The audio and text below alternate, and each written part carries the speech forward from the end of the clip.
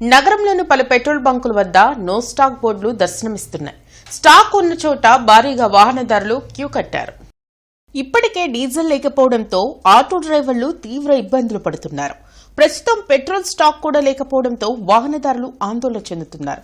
మరోవైపు ప్రభుత్వం మాత్రం చమురును బ్లాక్ మార్కెట్ కు తరలిస్తే కఠిన చర్యలు తప్పవని హెచ్చరించింది. పెట్రోల్ బంకులను పౌర సరఫరాల శాఖ పోలీసులు ఎప్పటికప్పుడు తనిఖీలు చేసి పరిస్థితిని చక్కదిద్దేందుకు యత్నిస్తున్నారు.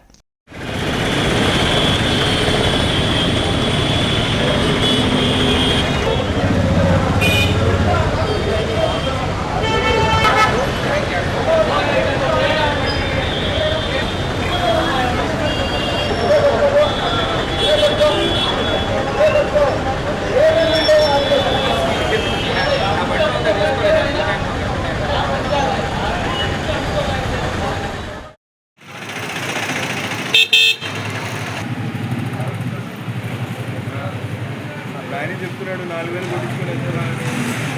ఈ బంకులో ఏం చేయకుండా మిమ్మల్ని ఏం చెప్పండి టైం పాస్ చెప్తున్నాడు. ఇక్కడ ఏం జరుగుతుంది పద్ధతి కాదండి.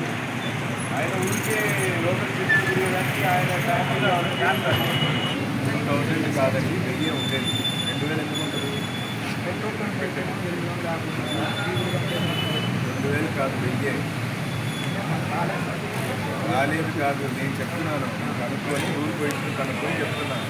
1000 లీటర్లు మాత్రమే మీకు బయటకు తీయలేరు. తీయాలన్నా తీయడానికి 1000 తీసేది. ఇలాగా ట్యాంకులు 4,000 8,000 పట్టవాలి.